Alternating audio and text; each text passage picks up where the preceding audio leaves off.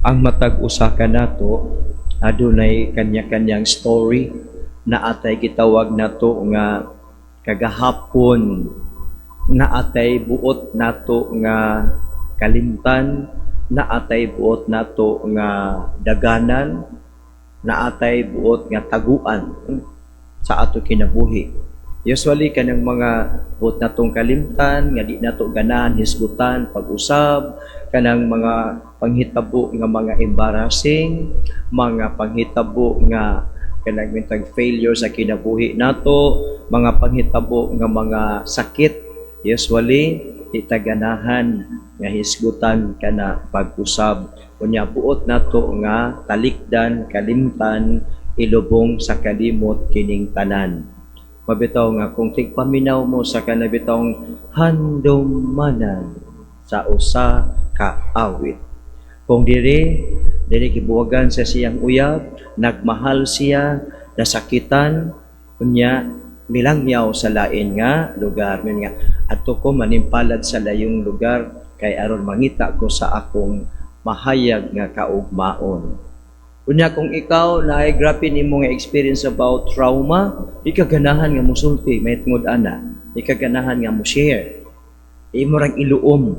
Na kay problema, usually ang Pilipino mauwaw nga mo share sa iyang deep wound, deep problem. Maulaw nga musulti ngadto sa iyang pamilya bisan gani sa kanang suod-suod yun niya nga higala. Ana siya. Apan atong hinumduman nga kung ana ay atong mga ingon ana kay di man ta exempted no. Di man ta exempted aning kinabuhi sa atong mga problema, traumatic experience, embarrassing experience, hurting experience, sa mga deep wound experiences nato, dili ta exempted ni ining tanan. Kunya sa ato pong kinabuhi, experience na nato nga kaniadtong katong mga high school days nato, itong mga edad-edaran, mga high school days. Kaniadto sa wa pa tay cellphone, katong kaniadto nga wa pay mga other things. Usually pag graduation na sa ato, pag graduation na to sa high school, maghinatagay man na og kanang kinuptanan, ha? Kinuptanan kay aron pagtan-aw nimo sa gihatag nimo makadumdum ka sa naghatag. Usually picture nya na ay dedication dito gisuwat sa ikan. Remember me, I'm so and so. Na dito. Unya para sa high school batch na atay gitawag nga graduation song. Kadumdum pa mo sa inyong mga graduation songs.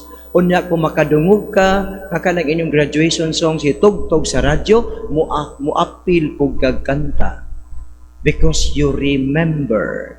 Unya pagkahuman kanang dito, kanang makadungog ka ana, you recall the faces, the smiles, the stories in your high school years.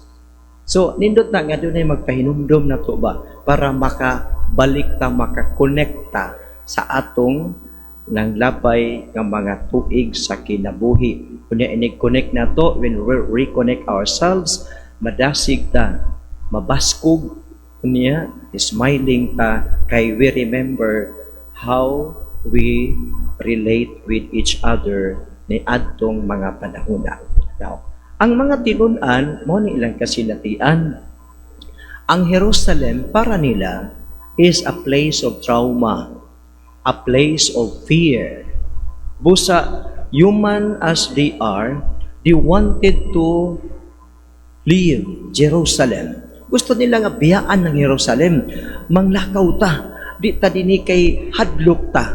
Para kanila, ang Jerusalem, usa ka lugar sa kahadlok, usa ka lugar sa kalisang. Kay sila, bisan sila nanago, apan nakasaksi sila, giunsa pagpatay si Jesus. Gilansang sa krus, gipaantos pag-ayo, tungod og alang sa atong kaluwasan. Apan kana nga idea, kana nga thought, dili na nila masabtan ni adtong higayuna. Kay matud pa sa usa, naglaom unta kami nga kadto si Jesus may muluwas namo, apan gilansang siya sa krus, namatay siya. Hugno ang ilang paglaom. Nakasuway ta nga kanang ka nga nahugno ang atong paglaom. Nakasulay ta og kasinatian sa frustrations. Nakasulay ta og kasinatian sa failure sa atong kinabuhi. Unya, di na taganahan nga musuway pag-usab, di na taganahan nga muutro ani kay naman pa-failure na pud ko, negative na dahil ang atong thinking. May mga tang pessimistic nga mga tao. Mao ni ang ilang kasinatian. Busa kining duha ka mga tinul-an nang biya sa Jerusalem. Ngadto sila sa layo-layo, 11 kilometers away ang barangay sa Emmaus. Adto sila subo ang ilang panagway, nagistoryahay sila, sa ilang istoryahan ang ilang frustrations, ang ilang kahadlok, whatever nga nahitabo, boiling inside their hearts, boiling inside their minds. So, managya pa nagistoryahan. Karon si Jesus may huyog kanila. Unya, nangutanan sa Jesus, usa may pa nag-istoryahan, samtang naglakaw mo. Mingon ang usa, ikaw ra ba'y nagpuyo sa Jerusalem? Nga wa ka kasayod, unsay nahitabo karon sa Jerusalem? Pipila ka adlaw milabay. Mingon siya, usa may nahitabo Si Jesus, nga mao na nasarit nun, gilansang sa krus, siya ang taga among paglaom nga muluwas, apan gipatay siya. Atong tan-awon diya nga, bisan sa atong experiences of trauma, sa mga kalisod, kalisang, kahadlok, sa mga frustration sa atong kinabuhi, Jesus is with us.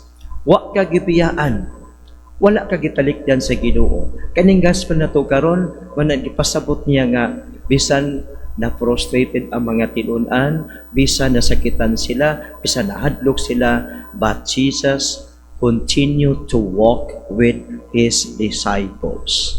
And we are disciples of Jesus because we believe. Then, because we are His disciples, the gospel today is telling us that Jesus keeps walking with you, with me, with all of us. Bisan pa miatubang ta og mga pulga, frustrations, kaguol, kamingaw, ug uban pa nga mga kasinatian nato. Take note, wa ka gibiyaan sa Ginoo. He is with you, walking with you. Unya, ang mga tinun-an, wa sila kaalinggat nga si Jesus di ay kadtong miduol nila, nangutanan, nakigistorya, si Jesus di ay wa sila kabantay. Usahay sa atong kinabuhi, we are so focused on our problems, so focused on our hurts, so focused on our frustrations, that we cannot notice the grace of God coming. We cannot notice. But even if they did not notice Jesus, Jesus keeps walking with them. Mo ni nakanindot kay bisan og wa sila kabantay, wa sila kaila nga si Jesus di ay kadto, apan si Jesus may huyog kanila, may uban kanila, namati kanila, og sa ilang pagpamati, sa iyang pagpamati kanila, iyang gipadayag unsay kahulugan sa mga gisulat sa kasulatan mahitungod sa Mesiyas. Wa gihapon sila makaila kaniya. Apan doon sila na-notice nila nga while they talk to Jesus, migaan ang ilang kasing-kasing. Migaan. Una daw, dunay kalayo nga nagdilaab sa ilang kasing-kasing. Nadasig sila pag-usab. Nakabantay sila, though they did not recognize Jesus, nakabantay sila nga deep in their hearts, dunay something that is taking place. When Jesus speaks to them, something is taking place. When they tell their stories to Jesus, something is taking place. Nigaan, nakasabot sila, unya, nawala ang kadtong kahadlok, nawala kadtong gibati nga frustrations, ang mibanos daw kalayo nga nagdilaab, inspiration, understanding. That is why after they recognized Jesus, they returned back to Jerusalem. And imagine walking 11 kilometers away, returning to Jerusalem. It was already night. But they did not mind the darkness. They returned to Jerusalem just to tell other disciples, Jesus is risen. We know Him. We encounter Him. We met Him. But before they speak that, ang dito nga mga tinunan, miingon po nga, tinuod gayod nga si Jesus na banhaw, si Simon nakakita kaniya. So brothers and sisters, atong hinumduman nga, when you have problems, it is good to tell it with friends. But if you cannot tell them, if you do not have courage, the Lord is waiting for you to tell your story. The Lord is waiting for you. Bukat imong kasing-kasing, nakay problema sa imong pamilya, nakay balatian, nakay gikahadlukan, nakay utang wa pa nimo nabayri, na dito hadlo ka mahibaw-an nga imo dieng gisekreto kuha-kuha ra ang pundo sa inyong kapunungan unya para pa kakabayad ni dako kay kining sikit-sikit ug kuha-kuha mo dako ra ba na madugay. Wa pa hadlo ka, ulaw ka nga mapana pahibaw-an. Jesus is waiting for you to tell your stories. Articulate your story so that when we pray to Jesus, be honest in our prayer. Let us be honest in telling Jesus. When you go to the Blessed Sacrament in the Adoration Chapel, or when you go to the church, here is the Blessed Sacrament here, tell Jesus the reality of your heart. Tell Jesus that you are afraid. Tell Jesus that you are frustrated. Tell Jesus that you are hurt. Tell Jesus everything that you encounter, that you feel inside. Tell Him, because the Lord will listen. The Lord listens and the Lord speaks to you.